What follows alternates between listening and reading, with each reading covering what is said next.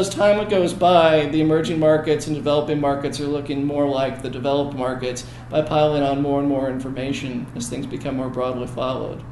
Then our challenge, and why we got bought by Thomson Reuters back in 2008, is we're developing analytics on top of new databases.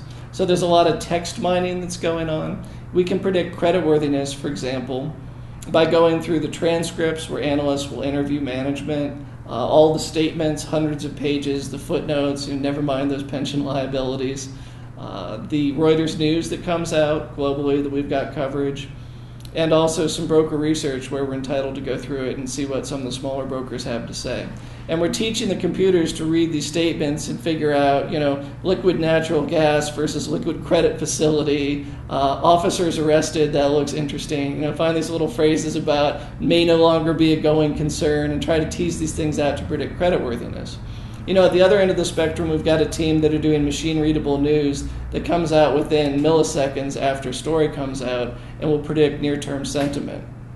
And then we're trying to find other things we can do with text mining. We have databases on the litigation side, every court case, every patent, every drug that's in the approval pipeline for pharmaceutical companies anywhere in the world. We've got all this information locked up in our databases, and financial people aren't looking at it.